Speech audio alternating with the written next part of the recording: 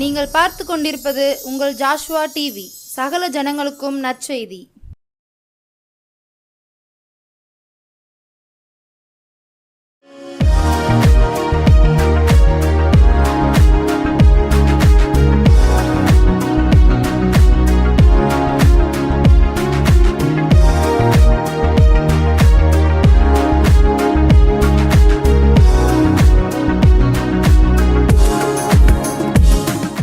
கருணையின் கரங்கள் என்ற இந்த டிவி நிகழ்ச்சியிலே ஜோசுவா டிவியின் மூலமாய் கேட்கிற வார்த்தைகள் உங்களுக்கு பிரயோஜனமாய் இருக்க இந்த அருமையான நேரத்தில் உங்களை இந்த வார்த்தையை கவனிக்க உங்களை கர்த்தர் நாமத்தில் கேட்டுக்கொள்கிறேன். சற்று நேர தியானத்துக்காக தெரிந்து கொண்ட வேத பகுதி ஏசாயா தீர்க்க தரிசன புஸ்தகம் 41ஆம் அதிகாரம் அதனுடைய 10ஆம் வசனத்தை ஒருவருக்கு திருப்பிக் கொள்ளலாம். நீ பயப்படாதே, நான் உன்னுடனே இருக்கிறேன், திகையாதே, நான் உன் தேவன். கண்களை மூடுவோம். நல்ல பிதாவே, இந்த நல்ல நாளுக்காய் ஸ்தோத்திரம். கர்த்தாவே, இந்த நாளிலே வார்த்தைக்காய் ஸ்தோத்திரம். வார்த்தையின் மறைபொருளை வெளிப்படுத்தி தாரும். ஜனங்கள் எதிர்பார்ப்போடு இருக்கிறார்கள், ஆவலோடு இருக்கிறார்கள். ஜனத்தோடு பேசும் இயேசுவின் நாமத்தில் பிதாவே, ஆமென். இந்த நாளின் செய்தியினுடைய தலைப்பு, கர்த்தர் கூறுகிறார், இந்த நல்ல நாளிலே தேவன் நம்மோடு கூட பேசப் போகிறார். ஆதலால் இந்த நல்ல காலையிலே இந்த வார்த்தையை நீங்கள் கவனமாக கேட்க வேண்டும். பரிசுத்த வேதாகமத்தை நாம் பார்க்கும் பொழுது ஜனங்கள் பல இடங்களில் பல காரியங்களை கர்த்தரிடத்திலே சொல்லியிருக்கிறார்கள். முகவரியாக ஒரு காரியத்தை சொல்லுகிற ஒரு தாயார் ரொம்ப பலவீனப்பட்டிருக்கிறாங்க. அவங்களுக்கு ஒரே ஒரு பையன்தான், ஒரே ஒரு மகன்தான். அப்படி மருத்துவமனையில் இருக்க சொல்ல இந்த அம்மா இவன் கையில் 10 ரூபா கொடுத்துருக்காங்க. எத்தனை ரூபா கொடுத்துருக்காங்க? 10 ரூபா. இந்த 10 ரூபாயை வாங்கிட்டு அம்மா ஆஸ்பத்திரியில் இருக்கிறாங்க. இந்த 10 ரூபாய் வாங்கிட்டு இவன் கடைக்கு போயிருக்கிறான். முதல்ல போய் ஒரு கடையில் கேட்டிருக்கிறான், எனக்கு தெய்வம் வேணும். என்ன வேணும்? 10 ரூபாய் கொடுத்துட்டு தெய்வம் வேணும். அந்த ஆள் கீழே மேலையும் பார்த்துட்டு, என்னடா இவனுடைய கேள்வி கொஞ்சம் வித்தியாசமாக இருக்கிறதே, தம்பி இங்கே எல்லாம் தெய்வம் இல்லைன்னு சொல்லி அவனை கொஞ்சம் ஏளனமாக சிரித்து நகைப்போடு விட்டுட்டாங்க. நல்ல கவனமாக கேட்கணும். ஒரு கடையில் 70 கடை காலையிலேருந்து ஏறி இறங்கியிருக்கான். யாருக்காக? தெய்வத்தை 10 ரூபா கொடுத்து வாங்குவதற்காக அவன் ஓடி இருக்கிறான். கடைசியில் 71வது கடையில் அவன் போய் சேல்ஸ்மேன் கிட்ட இந்த 10 ரூபாயை கொடுத்துட்டு சொல்லியிருக்கிறான், அங்கிள் எனக்கு என்ன வேணும்? தெய்வம் வேண்டும். இவனுடையதான அறியாமையும் இவனுடையதான நிலைமையையும் நன்கு உணர்ந்த அந்த மனுஷன் இந்த 10 ரூபாயை வாங்கிக்கிட்டு ஒரு பாட்டில் தேன் அவன் கையில் கொடுத்துருக்கிறார். அப்போ அவன் புரிஞ்சுட்டான், இதுதான் தெய்வம், இதுதான் தெய்வம் என்று அவன் இந்த தேனை கொண்டு மருத்துவமனைக்கு அம்மா கிட்ட ஓடி வரான். யார் கையில் இருக்காங்க? தெய்வம் கையில் இருக்கு. அப்படி இவன் மருத்துவமனைக்கு போச்சல அம்மாவுக்கு ரொம்ப தீவிரமான வியாதி ஆயிடுச்சு. அவங்கள அம்மாவை ஆப்ரேஷன் தியேட்டரில் ஏற்றிட்டாங்க. அப்போ ஆப்ரேஷன் எல்லாம் முடிஞ்சிச்சு.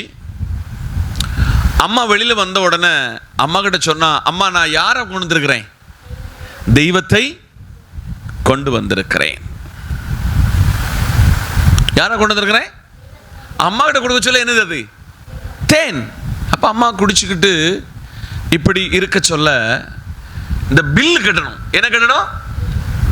ஆஸ்பத்திரியுடைய பில் கட்டணும்.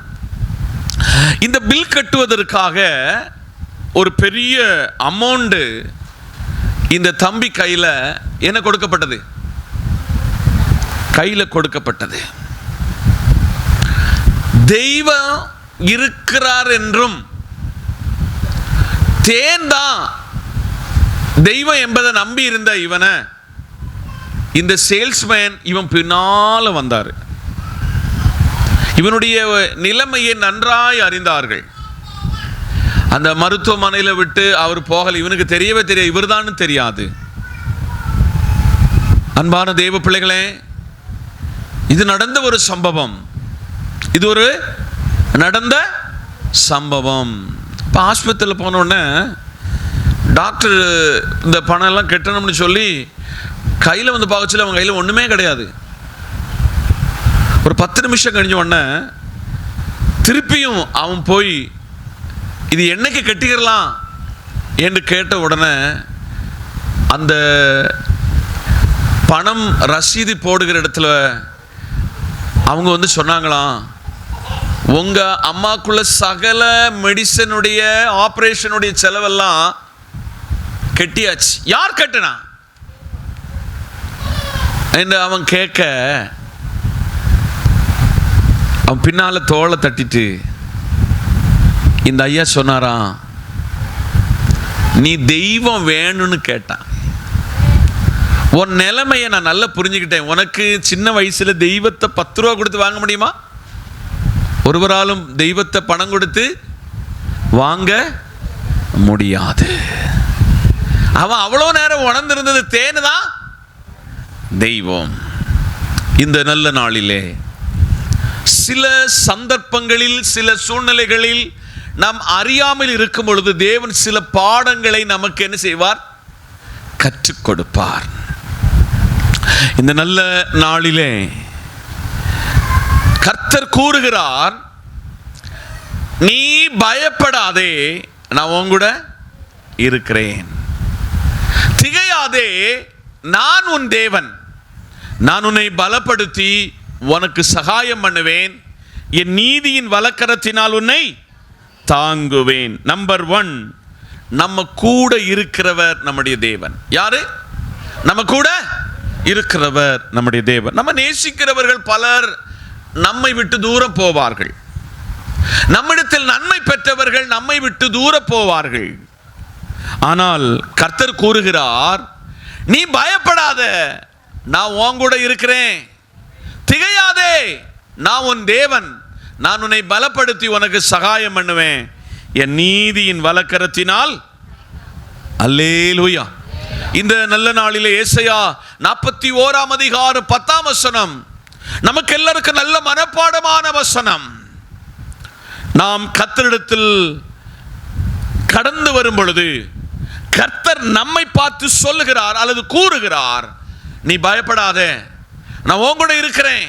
திகையாதே, நான் உன் தேவன். நான் உன்னை பலப்படுத்துவேன், உனக்கு சகாயம் பண்ணுவேன். என் நீதியின் வலக்கரத்தினால் உன்னை தாங்குவேன் என்று ஆவியானவர் இந்த நல்ல நாளிலே திருவுள்ளம் பற்றுகிறார். அல்லேலூயா, அல்லேலூயா.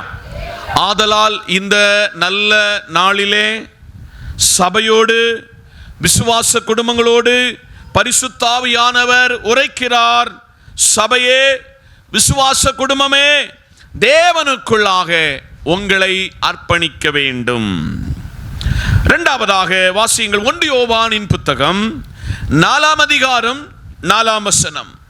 1 யோவான் 4:4. பிள்ளைகளே,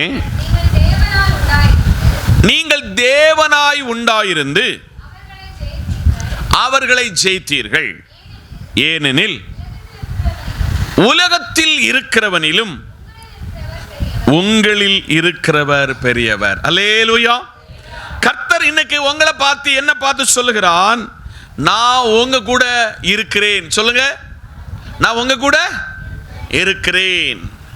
உலகத்தில் உள்ளவனை பார்க்கிலும் உங்களுக்குள்ள எனக்குள் இருக்கிறவர் பெரியவர். 1 யோவானின் புத்தகத்தில் ஒரு தேவ பக்தனுக்கு தான் வெளிப்படுத்தி காட்டுகிறார். பிள்ளைகளை, நீங்கள் தேவனால் உண்டாயிருக்கிறபடியால் அவர்களை ஜெயித்தீர்கள். ஏனெனில் உலகத்தில் உள்ளவனிலும் உங்களுக்குள்ள இருக்கிறவர் பெரியவர். பல நேரத்தில் நம்ம கூட இருக்கிறவர் பெரியவர் என்பது நமக்கு தெரியாது. நமக்கு அவர் செய்கிற சில காரியங்களை செய்யும் பொழுது நமக்கு அவர் கையில தரும் பொழுது சில நேரத்தில் நம்புகிறோம். கையில வராட்ட அதை நம்பல. சில ஜெபம் கேட்கப்படாவிட்டாலே தெய்வத்துக்கிட்ட இருக்கிற நம்பிக்கையை பல இடத்தில் இழக்கிறோம்.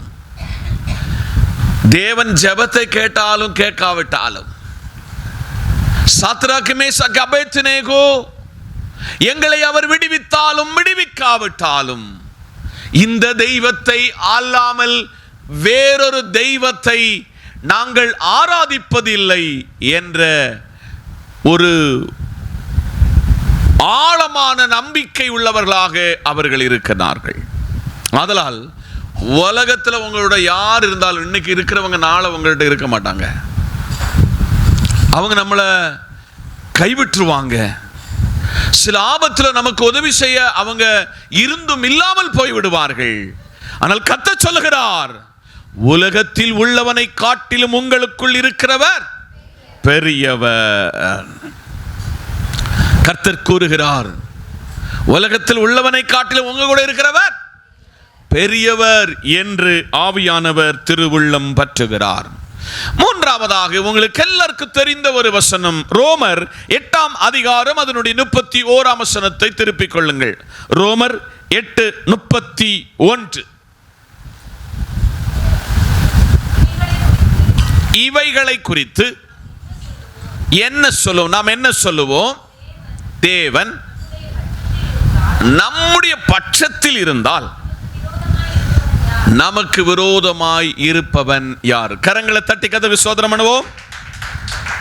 நம்ம கூட இருக்கிற கர்த்தர் தேவன் நம்முடைய பட்சமாய் இருந்தால் நமக்கு எதிராக நிற்பவன் யார்? இன்னைக்கு தாவீது என்கிற தேவ பக்தன் கூழாங்கற்களையோடு தன் சகோதரரை நலம் விசாரிக்க புறப்படுகிறான். தன் சகோதரர்களை தேடி போகிறான். தன் சகோதரனுடைய நலனை கேட்கதற்காய் போகிறான். தேவனுடைய சமூகத்திலே சொந்த ஜனத்தை குறித்தும் ராஜாவை குறித்தும் தெய்வத்தை குறித்தும் ஒருவன் அப்புறத்திலே எதிராக அவன் பேசிக் கொண்டிருக்கும் பொழுது, தன் ஜனத்துக்கு விரோதமாய் எழும்பும் பொழுது, அவன் ராஜாவாகிய சவுலினிடத்தில் போய் சொல்கிறான், ராஜாவே, நான் ஒரு நாள் ஒரு கரடியையும் ஒரு சிங்கத்தையும் சொந்தமாய் எதிர்த்து கொண்டிருக்கிறேன். இந்த மல்லனாகிய கோலியாத்தை எளிதில் வீழ்த்து விடுவேன் என்று அவன் முற்பட்ட பொழுது ராஜாவுக்கே ஒரு சிரி வந்தது. ஆனால் அவன் எதிர்த்து ஒரு கூழாங்கல்லை கொண்டு பெலிஸ்திய மல்லனாகிய கோலியாத்தை வீழ்த்தினான். இந்த ரோமருக்கு எழுதின நிருபத்தின் 8ஆம் அதிகாரத்தின் 31ஆம் வசனம், இவைகளை குறித்து என்ன சொல்லுவோம்? தேவன் நம்ம பட்சத்தில் இருக்க நமக்கு விரோதமாய் நிற்பவன் யார்? இன்னைக்கு உங்களுக்கு விரோதமாக, உங்களுடைய ஆவிக்குரிய வாழ்க்கைக்கு விரோதமாக சத்ருவானவன் 4 திசைகளில் இருந்து வரும் பொழுது, நம்ம கூட ஒருவர் இருந்தார்னா நமக்கு எதிராக எந்த ஒரு ஆயுதமும் எந்த ஒரு சக்தியும் நம்ம என்ன செய்யாது, மேற்கொள்ளாது என்று ஆவியானவர் இந்த நாளிலே நம்முடைய மத்தியிலே அவர் திருவுள்ளம் பற்றுகிறார். கர்த்தர் கூறுகிறார், நாலாவதாக யாத்திராகமம் 33 அதனுடைய 14ஆம் வசனம் உங்களுக்கு தெரிந்த வசனம். யாத்திராகமம் 33:14. அதற்கு அவர், என் சமூகம் உனக்கு முன்னாக செல்லும், இளைப்பாறுதல் தருவேன். அல்லேலூயா, அல்லேலூயா. நல்லா புரிந்து கொள்ளுங்க. நாலாவதாக, நான் உன் முன்ன செல்வேன். நான் உன் கூட முன்ன செல்வேன். இஸ்ரவேலர்கள் 430 வருஷம் அடிமையா இருந்தாங்க. எத்தனை வருஷம்? 430 வருஷம் அடிமைகளா இருந்தார்கள். அந்த ஜனம் ஒரு நாளில் கூக்குரல் இட்டது, கர்த்தாவே, எங்களுடைய முற்பிதாவாகிய ஆபிரகாமோடு சொன்னீர், உனக்கு ஒரு கானான் தேசத்தை தருவேன். அந்த கானான் தேசம் பாலும் தேனும் ஓடுகிற தேசமாகும். அந்த தேசத்தில் உங்களை குடியிருக்க பண்ணுவேன் என்று சொன்னவர், எங்களுடைய பூர்வ பிதாவாகிய யாக்கோபு வரையும் அந்த தேசத்திலே வாழ்ந்து சுகித்து வாழ்ந்திருந்த காலத்திலே அவர்களில் ஒரு மகனை விற்று போட்டார்கள். தேசம் பஞ்சத்திலே தலைவிரித்து ஆடும் பொழுது 70 பேராய் எகிப்திலே அடிமையானவர்கள் 6 லட்சம் புருஷர்களாக அவர்கள் பெருகின பொழுது தேவன் அவர்களை பார்த்து அவர்களுக்கு ஒரு தலைவனை கொடுத்து அவர்களிடத்திலே கர்த்தர் சொல்லுகிறார், மோசேயிடத்திலே சொல்லுகிறார், என் சமூகம் உனக்கு முன்பாக வரும். இன்னைக்கு காலையிலே பல நாளிலே ஒரு நாளை தொடங்கும் பொழுது இந்த நாளில் கர்த்தர் நம்ம கூட இருப்பாரா? என் பிள்ளைகளுடைய வாழ்க்கையில வேலையில கூட இருப்பாரா? என்னுடைய தனிப்பட்ட வாழ்க்கையில் என்ன கூட இருப்பாரா என்ற கேள்விகள் இந்த காலையிலே நமக்கு எழும்பலாம்.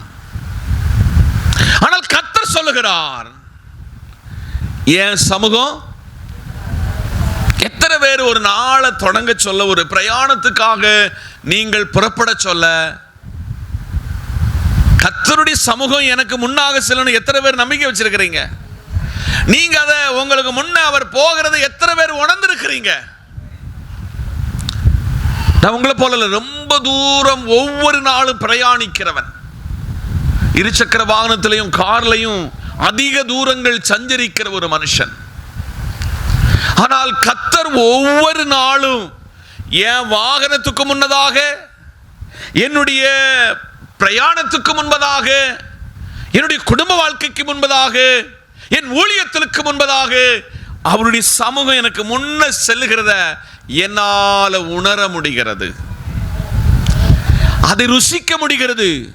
எனக்கு ஒரு பெரிய பாதுகாவலனாக கிறிஸ்து என்னும் இரட்சகர் என் பட்சம் இருக்கிறார் என்பதை என்னால் உறுதிப்படுத்த முடியும்.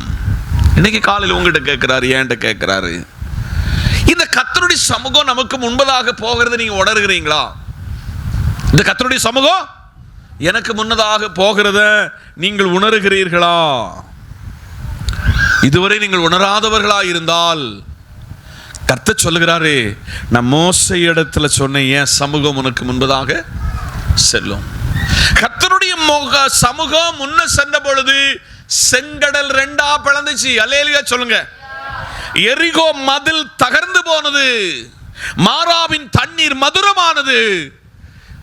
இரவில் அக்கினி ஸ்தம்பத்தையும் பகலில் மேக ஸ்தம்பத்தையும், அவர்கள் ஆகாரத்திற்காக மன்னாவை சாப்பிட்டு கொண்டு இடத்துல காடைகளை கர்த்தர் கொடுத்து அவங்க செருப்பு என்ன செய்யல, தேயல, அவர் தூக்கி சுமந்தார். 8ஆம் மாதத்துக்குள்ளே பிரவேசிக்க போகிற உங்களை பார்த்து, என்ன பார்த்து, ஒவ்வொரு அசைவுகளிலும் கர்த்தருடைய சமூகம் உங்களுக்கு முன்னாக போகிறத நீங்க என்ன செய்யக்கூடாது, மறந்து விடக்கூடாது. கர்த்தருடைய சமூகம் உங்களுக்கு முன்பாக செல்லுகிறது என்பதை ஆவியானவர் உங்களுக்கு விளக்கி காட்டுகிறார். எசையா 52ஆம் அதிகாரத்தினுடைய 12ஆம் வசனத்தை திருப்பிக் கொள்ளுங்கள். நீங்கள் தீவிரித்து புறப்படுவது இல்லை, நீங்கள் ஓடி போகிறவர்களைப் போல ஓடி போவதும் இல்லை. கர்த்தர் உங்கள் முன்னாக போவார். இஸ்ரவேலின் தேவன் உங்கள் பிறகு கரங்களை தட்டி கர்த்தருக்கு ஸ்தோத்திரம். அல்லேலூயா. நான் உனக்கு முன்னும் பின்னும் காவலராய் வருவேன். ஆமென் சொல்லுங்க. அல்லேலூயா. நீங்க அமெரிக்காவினுடைய ஜனாதிபதியோ, இந்தியாவினுடைய பிரதமரோ, தமிழகத்தினுடைய முதலமைச்சரோ ஏதாவது ஒரு காரியத்திற்காக போகும் பொழுது முன்ன அவங்களுக்கு எத்தனை வாகனம், பின்னே எத்தனை வாகனம் இருக்கிறது என்பதை அவர்களுக்கு காவலாளிகளும், எந்த பாம்ஸ் வந்தாலும் அவங்கள மேற்கொள்ளாதபடிக்கு அவர்கள் வாகனம் எந்த பாம் போட்டாலும் என்ன செய்யாதா, பாமுல அதிலிருந்து அவங்க தப்பித்துக் கொள்ளத்தக்க விதத்தில் பாதுகாப்பை கொடுக்கப்பட்டிருக்கிறது. ஆனால் நான் சொல்லுவேன், அந்த எல்லா பாதுகாப்பை விட நமக்கு ஒரு பாதுகாவலன் இருக்கிறார். அந்த பாதுகாவலனை போல பாதுகாக்கதற்கு இந்த பூமியில ஒருவரும் இல்லை. கடந்த நாட்களிலே மேற்கத்திய நாடுகளின் ஜனாதிபதி தன்னுடைய அரசாங்க பணி நிமித்தமாக விமானத்தில் பிரயாணப்பட்டு அங்கிருந்து ஒரு ஹெலிகாப்டரில் புறப்படுகிறார். அவர் புறப்பட்ட 15 நிமிடத்துக்குள் அந்த ஹெலிகாப்டருக்கும் அந்த தொடர்புக்கும் அந்த விமான நிலையத்திற்குள்ள தொடர்பு துண்டிக்கப்பட்டது. அவர் மண்ணோடு மண்மறைந்து எவ்வளவு பாதுகாப்பு இருந்தும் மரித்து போய்விட்டார். ஆனால் இங்கே வேதம் எசேயா 52:12 சொல்கிறார், நீங்கள் தீவிரித்து புறப்படுவதில்லை, நீங்கள் ஓடி போகிறவர்களைப் போல ஓடி போவதும் இல்லை, கர்த்தர் உங்களுக்கு முன்னாக போவாரு. இஸ்ரவேலின் தேவன் உங்களுக்கு பிறகு உங்களை காக்கிறவர். முன்ன போவாரு, உங்களை பின்னால் நின்று பாதுகாக்கிறவர். உங்களை காக்கிற தெய்வம் நம்முடைய தேவன் என்பதை இந்த வேதம் நம்மை படிப்பிக்கிறது. பல நேரத்தில் ஆபத்தான வழிகளில் சஞ்சரித்தவர்கள், இயற்கையின் சீற்றத்திலே அகப்பட வேண்டியவர்கள், பல கொடூரமான வியாதியில் சிக்குண்டு போக வேண்டியவர்கள், மரித்து போக வேண்டியவர்களை தேவன் உங்களை சுகமாய் பத்திரமாய் பாதுகாத்தார். மருத்துவர்கள் விதி எழுதின நேரத்திலையும் நல்ல மருத்துவராக இன்னைக்கு உங்களையும் என்னையும் ஜீவனோடு வச்சிருக்கிறாரு, சுகபலத்தோடு வச்சிருக்கிறாரு. காரணம், இஸ்ரவேலின் தேவன் கர்த்தர் உங்களுக்கு முன்னாக என்ன செய்வாரா, போவாரு.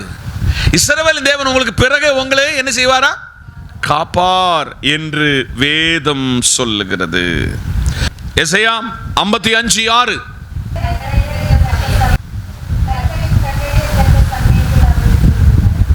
கர்த்தரை கண்டடையத்தக்க விதத்தில் அவரை தேடுங்கள், அவர் சமீபமாய் இருக்கையில் கரங்களை தட்டி. கர்த்தர் எங்க இருக்கிறாராம்? சமீபமாய். எங்க இருக்கிறாரு? நம்ம கர்த்தரை தேடி எங்கெல்லாமோ போறோம். அல்லேலூயா. இன்னைக்கு நம்ம வாழ்க்கையில எல்லாம் எங்கோ ஒருவரை தெய்வத்தின் ஸ்தானத்தில் கொண்டு வந்துட்டோம். நம்ம சமீபமா இருக்கிற தெய்வத்தை விட்டுட்டோம். எங்க விட்டுட்டோம்? நம்ம பக்கத்தில் இருக்கிற தெய்வத்தை நம்ம விட்டுட்டோம். கர்த்தர் சொல்கிறார், கர்த்தரை கண்டடையத்தக்க சமயத்தில் அவரை தேடுங்கள். அவர் எங்க இருக்கிறாராம்? சமீபமா இருக்கையில் அவரை நோக்கி கூப்பிடுங்கள். அல்லேலூயா. நமக்கு சமீபத்தில் அவர் இருக்கிறாரு. இப்போ தூர ஒரு இடத்துல இருக்கிறாரு. உங்களுக்கு தெரிஞ்சவங்க, உங்க கணவரை எடுத்துக்கொள்ளுங்க, மனைவி எடுத்துக்கொள்ளுங்க. கூப்பிட்டுக்கு அவருக்கு கேட்கல, நீங்க என்ன சொல்லுவீங்க? போய் இந்த மனுஷனை கூப்பிட்டன, என்ன மனுஷன் இவர் கூடயா வாழ்வதற்கு எங்க அப்பா அம்மா கல்யாணம் பண்ணி விட்டாங்க? இன்னைக்கு பரிசுத்த தேவன் சொல்கிறார், நீங்கள் கூப்பிடுகிற தெய்வம் எங்க இருக்கிறாரா? உங்க சமீபமா இருக்கிறார். இன்னைக்கு நம்மளில் பலர் தெய்வத்தினுடைய ஸ்தானத்தை விட்டு சில புண்ணிய இடங்களுக்கு நம்ம பிரயாணம் பண்ணோம். யாரை பார்க்க? தெய்வத்தை தேட புண்ணிய இடங்களுக்கு ஓடணும். உள்ள பணத்தை எல்லாம் அங்க கொண்டு நம்ம போட்டோம். ஆனா தெய்வம் எங்க இருக்கிறாரு? உங்க சமீபமாயிருக்கிறார். ஒரு இடத்துல அவர் சொல்லுகிறாரு, இதோ வாசற்படி நின்று கதவை தட்டுகிறேன். ஒருவன் என் சத்தத்தை கேட்டா நான் அவனோடு, அவன் என்னோடு கூட. நீங்க சாப்பாடு சாப்பிடுகிற உட்காருகிற இடத்துல உங்க சமீபமா இருக்கிற ஒரு தெய்வத்தை மறந்துட்டீங்க. நீங்க கூப்பிடுகிற சத்தத்தை என்ன காரியத்துக்காக கர்த்தரிடத்துல கேட்கிறீங்களோ அதை உங்களுக்கு தருவதற்கு யாரா இருக்கிறாரா? சமீபமா இருக்கிறார். யோபு 1:10 உங்களுக்கு தெரிஞ்ச வசனம், வாசிக்கலாமே? யோபு 1ஆம் அதிகாரம் அதனுடைய 10ஆம் வசனத்தை திருப்பிக் கொள்ளுங்கள். நீர் அவனையும் அவன் வீட்டையும் அவனுக்குண்டான எல்லாவற்றையும் சுற்றி வேலை அடைக்கலையோ? கரங்களை தட்டி எல்லாரும் என்ன பாருங்க, யோபுவனுடைய குடும்பத்தில் உள்ளவங்களை மட்டும் இல்ல, யோபுவை மாத்திரம் இல்ல, இங்க இருக்கிற எல்லாரையும் அவர் வேலி அடைத்து சுட்டி பாதுகாத்திருக்கிறார். எத்தனை பேர் நம்புகிறீங்க? என்னால சொல்ல முடியும், இந்த 25 ஆண்டு காலங்கள் என்னை ஒருவர் பாதுகாத்தார், என் பிள்ளைகளை பாதுகாத்தார், எனக்கு கொடுத்த ஊழியத்தை பாதுகாத்தார். அவர் இல்லாவிட்டால் சில இடங்களில் நான் பாவத்தில் விழுந்திருப்பேன், சில இடத்துல அவிவிசுவாசத்தில் விழுந்திருப்பேன், சில இடத்துல தெய்வத்தை மறுதலித்திருப்பேன். ஆனால் என் வாழ்க்கையில நான் கண்டுகொண்ட வேதம் என்னை படிப்பித்தது, யோபுவுக்கு மாத்திர அல்ல, அவர் வேலி அடைச்சு பாதுகாக்கிறது, என்னையும் உங்களையும் பாதுகாக்கிறார். ஹலோ, என்னையும் உங்களையும் பாதுகாத்தார். அந்த வசனத்தை நீங்க கொஞ்சம் உள்வாங்கணும். நீர் அவனையும், சாத்தானாக வந்து சொல்லலாம், நீர் அவனையும் அவன் வீட்டையும் அவனுக்கு உண்டான எல்லாவற்றையும் சுற்றி வேலி அடைக்கவில்லையோ? அவன் கைகளின் கிரியையை ஆசீர்வதித்தீர், அவனுடைய சம்பத்து. அல்லேலூயா. இன்னைக்கு உங்களை பார்த்து கத்த சொல்ல, உங்க சம்பத்து பெருகும். உங்க எத்தனை பேர் விசுவாசிக்கிறீங்க? யாருடைய சம்பத்து பெருகும்னா, தேவனுடைய வேலி அடைப்புக்குள் பாதுகாக்கப்பட்டவன். அல்லேலூயா. அதனால 10 ரூபாய் கிடைக்க சொல்ல நம்ம பெரிய ஆளாயிடக்கூடாது. ஆதலால் சபையே, எத்தனை பேர் விசுவாசிக்கிறீங்க என்ன அவர் வேலி அடைச்சிருக்கிறார்? என்ன மட்டும் இல்ல, என் மனைவியை, என் கணவனை, என் பெற்றோரை, எனக்கு கொடுத்த வேலையை, எனக்கு கொடுத்த வீட்டை என்ன செய்திருக்கிறாரு? வேலி அடைச்சிருக்கிறாரு. அல்லேலூயா. வேலி அடைச்சிருக்கிறாரு. வேலி இல்லைன்னா என்ன செய்யும்? பயிர் அழிக்கப்படும். இன்னைக்கு நல்ல நாளை ஆண்டவர் தந்து சொல்லுகிறார், நான் உன்னை வேலி அடைச்சிருக்கிறேன். சொல்லுங்க, நான் உன்னை வேலி அடைச்சிருக்கிறேன். வேலி அடைச்சவனுக்கு மட்டும்தான் ஆசீர்வாதம் வரும். மற்ற மிருகங்களோ மற்ற சத்ருவோ வேலி அடைச்ச இடத்துக்குள்ள என்ன செய்ய வர மாட்டான். இன்னைக்கு ஆண்டவர் உங்களை பார்த்து சொல்கிறார், நீங்க கர்த்தராய் இருக்கிற தேவனோடு வேலி அடைக்கப்பட்டிருக்கிறவர்களாய் இருக்கிறீர்களா, நீங்கள் வேலி அடைக்கப்பட்டாத உங்க இஷ்ட பிரகாரம் வாழ்கிறீங்களா? இன்னைக்கு நாம் ஒன்று சிந்தித்து, அவன் கைகளின் கிரியைகளை ஆசீர்வதித்திருக்கிறீர் என்று உலக மனுஷன் சொல்லல, சாத்தான் சொல்லுகிறான். இன்னைக்கு உங்க கையை பார்த்து சொல்லுங்க, கர்த்தர் என் கையை ஆசீர்வதித்திருக்கிறார். எத்தனை பேரால சொல்ல முடியும்? அநேகத்தில் நம்மளே சொல்லுவோம், இந்த கை ஒரு ஓட்டக்கை, என கை என்னத்தை சம்பாதிச்சாலும் இது என்ன செய்யாது, கையில நிற்கவே நிற்காது. நீங்க அடிக்கடி இந்த கையை பார்த்து சொல்லணும், இந்த கை ஆசீர்வதிக்கப்பட்ட கை. அல்லேலூயா. நம்ம எல்லாரும் சொல்லணும், என்னை வேலி அடைக்கப்பட்ட ஒரு தெய்வம் என் கூட இருக்கிறார். ஒரே வசனத்தை சொல்லி முடிக்க போறேன். சகரியாவின் புத்தகம் 2ஆம் அதிகாரம் அதனுடைய 5ஆம் வசனம். நான் உன்னை சுற்றிலும் என்ன மதிலாய்? அக்கினி மதிலாயிருந்து அதன் நடுவில் மகிமையாய் இருப்பேன் என்று கரங்களை தட்டி சொல்லுங்க. கர்த்தர் கூறுகிறார், நான் அதை சுற்றிலும் அக்கினி மதிலாய் இருப்பேன். என்ன இருப்பேன்?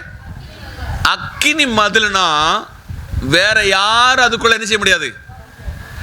அதன் நடுவில் மகிமையாக இருப்பேன். யாரா இருப்பேன் என்று கர்த்தர் சொல்கிறார்.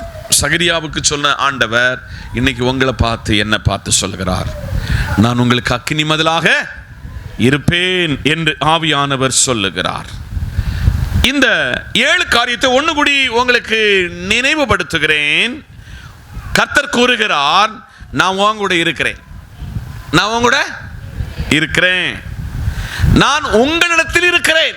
நான் உங்களிடத்தில், இரண்டாவது உங்களிடத்தில் இருக்கிறேன். உனக்காக நான் உனக்காக இருக்கிறேன். உனக்காகவே நான் இருக்கிறேன். நான் உனக்கு முன்னாக போவேன், இருப்பேன். அல்லேலூயா. நான் உனக்கு பின்னாக காவலனாய் வருவேன். உனக்கு பின்னால காவலனாய் வருவேன். நான் உன் அருகில் இருப்பேன். நான் உன்கிட்ட அருகிலே இருப்பேன். நான் உன்னை சுற்றிலும் இருப்பேன். ஆமா சொல்லுங்க. உன்னை சுற்றிலும் இந்த தேவன் என்றென்றைக்கும் உள்ள சதா காலங்களிலும் நம்முடைய தேவன். இந்த கர்த்தருக்கு முன்பதாக நம்மை அர்ப்பணிப்போம். இந்த வார்த்தையினால் பரிசுத்த ஆவியானவர் நம்மை ஆசீர்வதிப்பார். கண்களை மூடுவோம், செபிப்போம். நல்ல பிதாவே, நல்ல வார்த்தைக்காய் ஸ்தோத்திரம். வார்த்தையின் மறைப்பொருளை வெளிப்படுத்தினதற்காய் நன்றி. இயேசுவின் நாமத்தினாலே இந்த கூடுகையிலே ஜெபித்த விண்ணப்பத்தை கேட்டதற்காய் நன்றி. பிரிகிறோ நேசக்கரங்களோடு இருக்கட்டும். இயேசுவின் நாமத்தில் பிதாவே, ஆமென்.